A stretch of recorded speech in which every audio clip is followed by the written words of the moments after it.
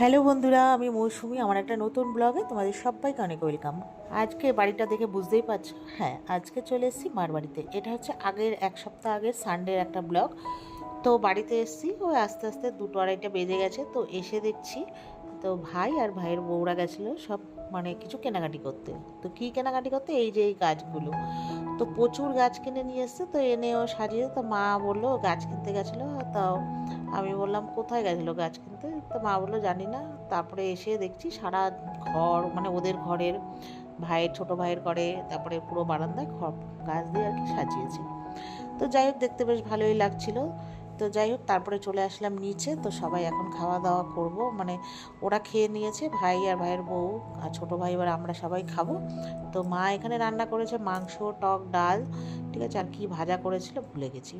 আর ওই যে খেয়ে দিয়ে আমার মেয়ে নৃত্য পরিবেশন করছিল। তো চলো, ও ভিডিওটা ওই সেদিন সানডের পরে আর ওখানে করাই হয়নি।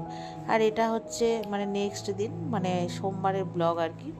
তো সোমবার দিন সকাল সকাল ঘুম থেকে উঠেছি। তো মেয়ের আজকে ছিল তোমার স্কুল, তো মেয়ে তো স্কুল যাবে। তো সকালবেলা আবার রান্না বান্না করেছি। তো তারপর হাজব্যান্ড গেছিলো বাজারে। তো বাজার থেকে হাজব্যান্ড অনেক সবজি বাজার, মাছ বাজার করে এনেছে, সেগুলো আর একা হাতে খুব শেয়ার করা হয়নি। তো রান্না করেছি লতি চিংড়ি মাছ দিয়ে টক ডাল, আর এখানে পার্শে মাছ, না এটা হচ্ছে পাবদা মাছ, সরি পাবদা মাছ এনেছিল, সেটা ঝাল করেছি। তো এই আর কি রান্না হয়েছে। তো আর হচ্ছে তোমার আর ভাজা করেছি, লাল শাক ভাজা, এই সব। তো আমার না দুটো সকালবেলা পার্সেল এসেছিলো, সেই পার্সেলগুলো মানে ঠাকুরের আর কি। তো কি কি পার্সেল এসেছিলো চলো তোমাদের সাথে শেয়ার করি। দেখো, একটা না ঠাকুরের ওই সিংহাসনের ভেতরে একটু অন্ধকার অন্ধকার লাগে, তো সেই জন্য একটা এখন ওই লাইটগুলো বেরিয়েছে না, সেই লাইটগুলো আর কি অর্ডার করেছি।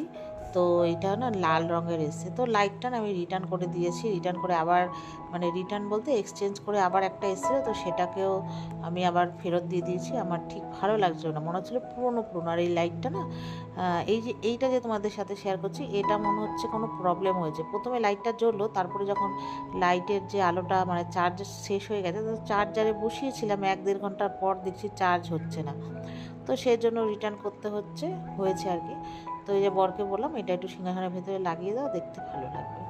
তো যাই হোক, এখানে হাজব্যান্ড ওটা লাগালো, আর তার সাথে আরেকটা জিনিস অর্ডার দিই, সেটা হচ্ছে ধূপ। ওই আমি আমাদের এখানকার যে লোকাল মার্কেট, সেখান থেকেই আনি কিনে।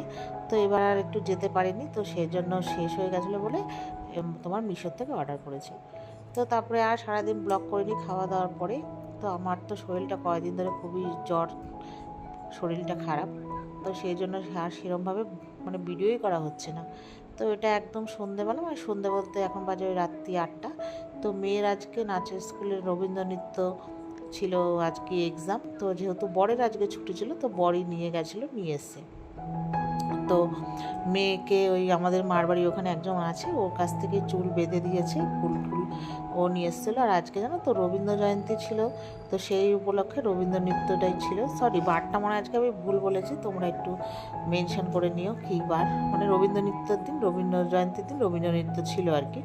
তো এইভাবে চুল বেঁধেছে, তো আমার মেয়ের খুব পছন্দ আর কি। তো সেটাই দেখাচ্ছিল, ওই যে বেঁধে দিয়েছে সেই ফুলটা মানে ওর মেয়ের মনে হয় স্কুলে প্রোগ্রাম ছিল, তো ওকেই বলেছিলাম ফুলটা নিয়ে আসতে, তো ওই নিয়ে আসতে। তো যাই হোক, সুন্দর করে চুলটা বেঁধে দিয়েছিল। তো মেয়ে তো নাচের স্কুল থেকে পরীক্ষা দিয়ে চলে এসছে। তা আসার সময় মিও মোড় থেকে খাবার নিয়ে এসছে, আর নিয়ে এসেছিলো কচুরি। তো এখন আমরা চলো খাওয়া দাওয়া করবো।